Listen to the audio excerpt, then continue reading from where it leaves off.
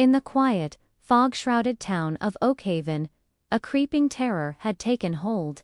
It began subtly, a strange anomaly that soon became a harbinger of doom. Every night, as the hands of every clock in town crept towards midnight, a chilling event unfolded. Instead of the familiar 12 chimes, a 13th dissonant bell would ring out, its echo hanging heavy in the silent streets. The next morning, a new death would be discovered, leaving the townsfolk paralyzed with fear. Who would be next? And what was the meaning of the phantom 13th chime? The local constabulary was baffled, their efforts fruitless against an unseen, punctual killer. Desperate, the mayor made a call to the city, requesting their most brilliant mind. That mind belonged to investigator Eleanor Vance, known for her sharp intellect and an uncanny ability to see patterns where others saw only chaos. Vance arrived in Oakhaven with a quiet determination. The town greeted her with a mixture of hope and weary skepticism. She wasn't one for idle chatter. She immediately began her work, her gaze sweeping over the town square, her eyes lingering on the grand clock tower that loomed over everything. She visited the homes of the victims, her notebook quickly filling with observations. The first victim was a baker, the second a librarian, the third a fisherman. On the surface, they had nothing in common: different ages, different lives, different circles. The only thread connecting them was the chilling, impossible chime that preceded their deaths. Vance spent her first day interviewing the terrified residents. They spoke in hushed tones, glancing nervously at the clocks on their walls. They told her about the 13th chime, a sound so unnatural it made their skin crawl. It wasn't just the town square clock, it was every clock. Grandfather clocks in stuffy parlors, cuckoo clocks in cheerful kitchens, even the small mantel clocks that had been in families for generations, all of them, in unison, struck 13. Then came the silence, a heavy, expectant pause before the dawn revealed a new tragedy. The deaths themselves were perplexing. No signs of struggle, no obvious wounds. The victims were simply found in their beds, as if they had peacefully passed in their sleep. But the town doctor was adamant. These were not natural deaths. There was an unknown element at play, something he couldn't identify. As dusk settled on her second day, Vance found herself drawn back to the center of town, her eyes fixed on the clock tower. The mechanism, the heart of the town's timekeeping, was the key. She knew it. The deaths were too precise, too punctual. This wasn't random violence. It was a carefully orchestrated sequence. It was murder by appointment. There was only one person in Oakhaven who understood the intricate language of gears and springs, the delicate dance of pendulums and weights. An old, reclusive man named Silas Croft, the town clockmaker. His workshop was a place most people avoided, a dusty, cluttered building tucked away on a cobblestone alley. Strange noises emanated from it at all hours, the constant, rhythmic ticking of 100 different timepieces, a symphony of organized chaos. Vance made her way to the workshop. The door was unlocked. Pushing it open, she was met with a wall of sound, a cacophony of ticks, tocks, and whirs that seemed to vibrate in her very bones. The air was thick with the smell of oil, old wood, and something else, something acrid and metallic. Shadows danced in the dimly lit space, cast by the swinging pendulums of countless clocks. They lined every wall, filled every shelf, and covered every tabletop. Clocks of all shapes and sizes, from ornate grandfather clocks to delicate pocket watches disassembled on velvet trays. In the center of the room, hunched over a workbench, was Silas. He was a frail-looking man with wild, white hair and spectacles perched on the end of his nose. He didn't seem to notice her enter, his focus entirely on the intricate brass mechanism in his hands. "Mr. Croft," Vance said, her voice cutting through the mechanical chorus. He flinched, dropping a tiny screw.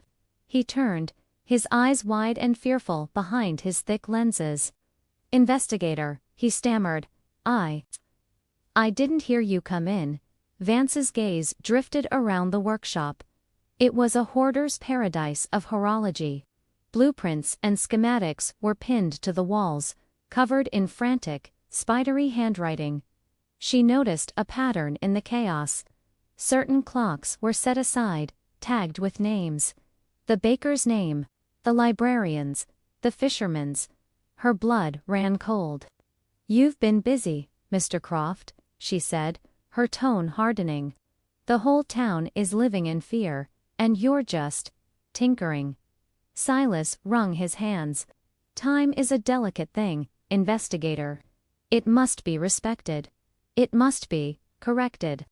His words sent a shiver down her spine. She moved deeper into the workshop, her instincts screaming that the answer was here, hidden amongst the gears and springs. She examined the clocks, tagged with the victims' names. They were all magnificent, custom-made pieces. She noticed something odd about the large weights that drove their pendulums. They were a strange, dull lead, but they had a seam, as if they could be opened. Near Silas's workbench, she found a small, unmarked canister containing a crystalline powder. A faint, almost sweet chemical smell emanated from it. She recognized the scent from a toxicology report she'd once read. It was a rare, slow-acting neurotoxin, which becomes a lethal, odorless gas when exposed to a slight increase in air temperature and humidity. The pieces clicked into place, forming a horrifying picture. The 13th chime wasn't supernatural.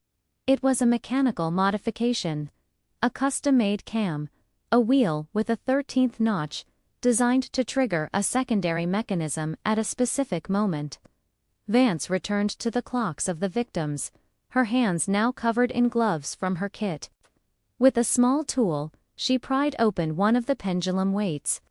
Inside was a hollow cavity, lined with a residue that matched the powder in the canister, and next to it, a tiny, heat-activated vial. The mechanism was diabolically brilliant. Silas had been poisoning the clocks. He would install the tampered weight during a routine cleaning. The 13th chime would trigger a lever, which would ever so slightly pressurize the vial, creating a hairline fracture.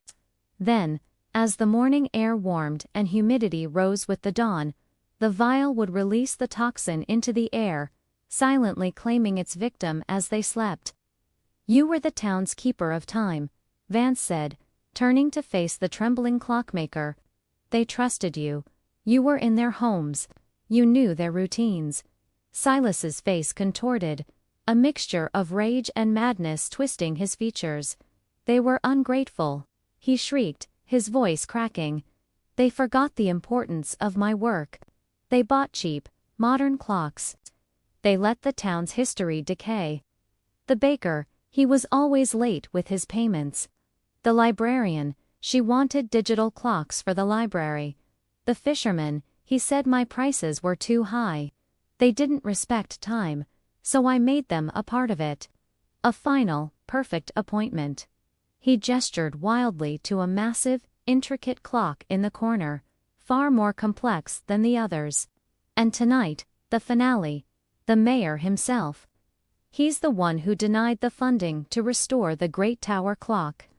Tonight, his time runs out." Just then, the clocks in the workshop began to chime. Midnight, 1, 2, 3. The cacophony was deafening. Vance knew she had only moments. As the chimes continued 10, 11, 12, Silas lunged for the grand clock in the corner, a wrench in his hand, intending to make a final adjustment. Vance was faster. She intercepted him, and a brief, desperate struggle ensued amidst the forest of ticking clocks. As the impossible 13th chime rang out, a discordant clang that echoed the madness of its creator, Vance managed to subdue Silas, cuffing his hands behind his back. The chime faded, leaving a sudden, shocking silence. The reign of the Clockwork Killer was over. Word spread through Oakhaven like wildfire. The monster wasn't a phantom. It was a man they all knew. As Silas Croft was led away, the townsfolk emerged from their homes, their faces etched with a mixture of shock, relief, and anger. The fear that had choked the town for weeks finally began to dissipate, replaced by the morning sun. Investigator Vance supervised the careful removal and dismantling of every poisoned clock, ensuring the last vestiges of Silas's madness were purged. The following night, for the first time in what felt like an eternity, the clocks of Oakhaven chimed 12 times and then fell silent. A peaceful, normal silence. The town began to heal. The rhythm of life, once dictated by fear, slowly returned to its gentle, predictable beat. And in the heart of the town, the grand clock tower stood tall, a silent witness, its hands once again marking the steady, reliable passage of time. Thank you for watching this story unfold. If you enjoy tales of mystery and suspense, make sure to like this video and subscribe to the channel for more content. We'll see you in the next one.